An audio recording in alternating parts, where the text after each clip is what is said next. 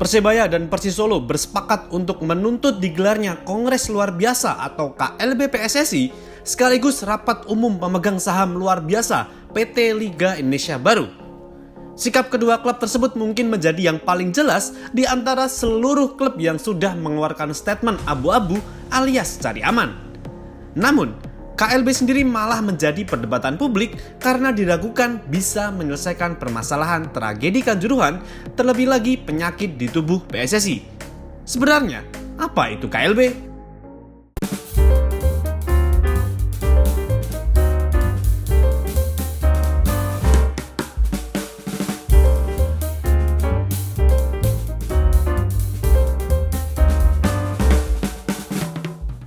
KLB merupakan kongres yang digelar jika mendapatkan pengajuan dari permintaan Komite Eksekutif atau Exco PSSI atau dari 2/3 anggota PSSI.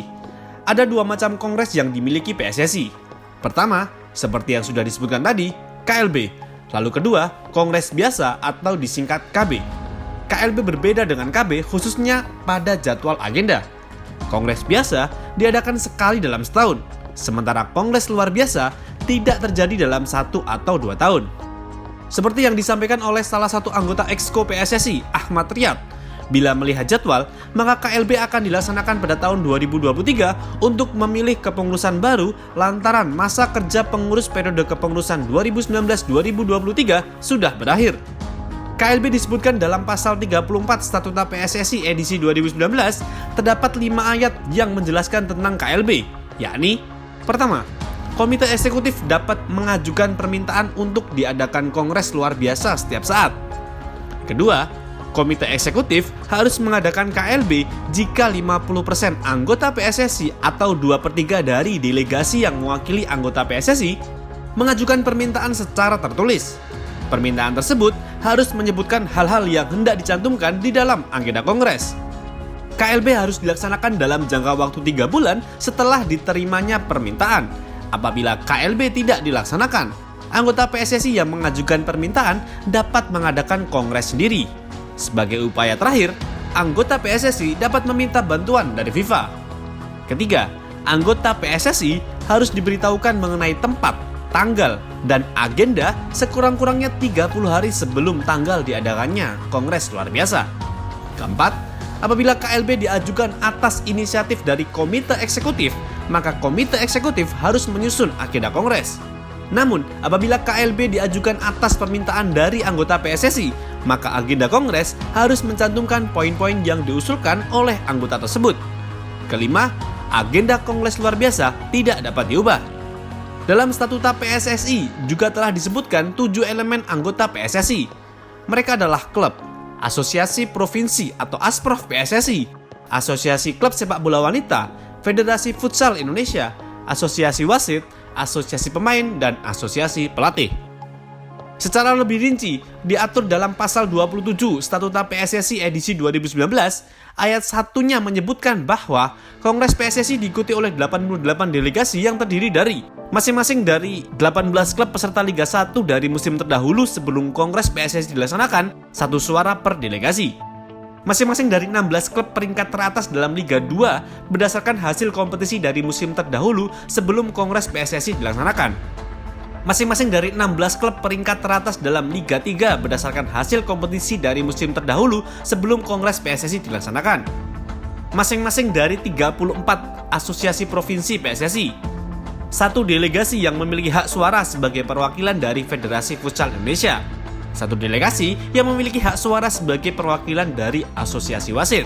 1 delegasi yang memiliki hak suara sebagai perwakilan dari Asosiasi Pelatih.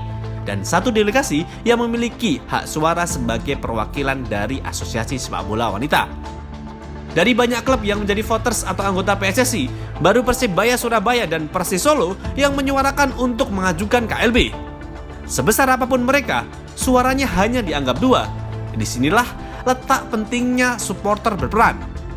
Klub dan supporter semestinya memiliki kedekatan secara emosional. Supporter bisa menekan klub mereka di masing-masing daerah untuk mendukung adanya kongres luar biasa sesuai dengan rekomendasi dari Tim Gabungan Independen Pencari Fakta atau TGIPF. Jadi, dalam upaya untuk pembenahan federasi yang lebih sehat, peran supporter teramat sangat dibutuhkan. Kemudian muncul pertanyaan, apakah KLB benar-benar bisa menyelesaikan permasalahan? Jawabannya sudah pasti tidak. Permasalahan yang dimiliki oleh PSSI itu tidak hanya satu, mungkin ratusan, ribuan, bahkan jutaan. Lalu soal tragedi Kanjuruhan, insiden tersebut tergolong dalam kejadian luar biasa yang tidak bisa dianggap remeh. Itu saja baru satu permasalahan loh ya. Belum lagi berbicara soal permasalahan-permasalahan yang lain. Maka dari itu, yang meragukan bahwa Kongres luar biasa tidak bisa menyelesaikan permasalahan secara utuh, ya mereka itu benar, tapi mereka juga sangat naif. Pemikiran tersebut adalah pemikiran-pemikiran yang dimiliki oleh orang-orang yang mencari jalan keluar secara instan. KLB bukan jalan instan. Kalau mau yang instan, ya bisa lewat political will yang bisa dilakukan oleh pemerintah. Jadi, rekomendasi yang diberikan oleh TGIPF tidak hanya disampaikan, tetapi juga dipastikan sampai ke tahap implementasi bahkan evaluasi. Sebagai contoh, pada tahun 2003, Australia pernah membubarkan federasi sepak bola mereka. Mereka tidak main-main. ASA sebagai Federasi Sepak Bola Australia dibubarkan karena prestasi buruk, korup, banyak utang, dan manajemen yang buruk. Australia gagal melangkah ke Piala Dunia 2002. Kegagalan tersebut dibarengi dengan adanya laporan tuduhan penipuan dan kepengurusan yang salah dari federasinya. Menteri Olahraga Australia waktu itu, Rod Kemp, bersama Parlemen Australia memberi tugas kepada Komite Peninjau Sepak Bola Independen yang dipimpin oleh seorang pengusaha bernama Rob Crawford dan mantan kapten timnas Australia, Johnny Warren. Hasil investigasi mereka kemudian melahirkan sebuah laporan yang diberi nama Crawford Report. Laporan tersebut memuat kesimpulan bahwa mesti adanya restrukturisasi Federasi Sepak Bola Australia.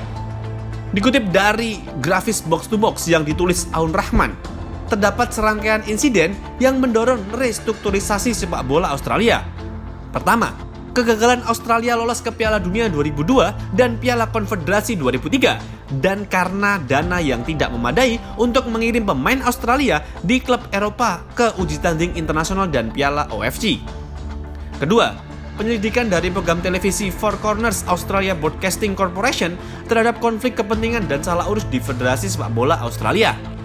Yang ketiga, friksi politik di badan olahraga yang menghasilkan bad governance. Keempat, penolakan terbuka untuk menjawab hak tanya dari pemerintah Australia terkait situasi dari Federasi Sepak Bola Australia. Dari hasil pemeriksaan itu juga, komite mengumumkan harus adanya pembentukan kembali federasi yang dipimpin sementara oleh Frank Lowy. Alasannya, karena saat Frank Lowy menjabat sementara, ia menuturkan bahwa keadaan federasi sudah tidak bisa untuk diperbaiki lagi.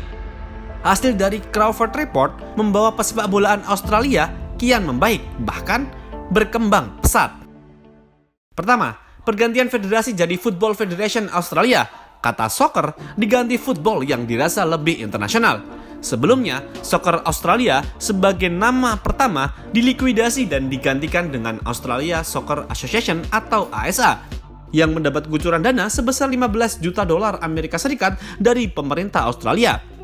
Tetapi, pada 1 Januari 2005, nama ASA kemudian diganti menjadi Football Federation Australia atau FFA yang bertahan hingga saat ini. Kedua, mendapat sponsor besar seperti Foxtel dan Hyundai untuk operasional sepak bola Australia. Ketiga, pergantian kompetisi sepak bola menjadi A-League seperti yang kita kenal sekarang. Keempat, Australia lolos ke Piala Dunia 2006. Jadi, memang sudah terbukti jika federasi yang sakit akan sembuh jika diriset ulang. Maka dari itu, kami juga sepakat kalau Kongres luar biasa tidak bisa menyelesaikan permasalahan yang ada secara utuh.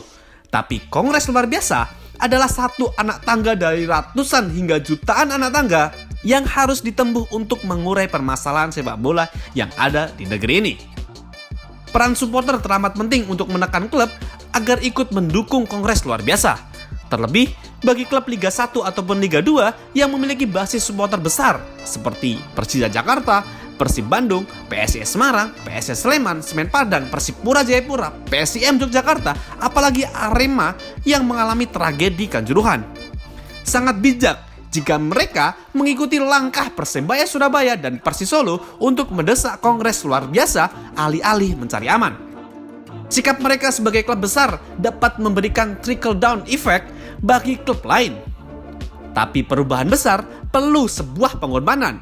Penting untuk menyadari konsekuensi terburuk seperti terancam degradasi. Tapi tak perlu takut, tak ada gunanya juga bermain sepak bola di atas penderitaan tragedi Kanjuruhan. Kalaupun kongres luar biasa juga dirasa masih tidak berguna untuk mengurai seluruh permasalahan yang ada, ya sudah, kita reset saja federasinya. Kami juga sepakat untuk hal itu.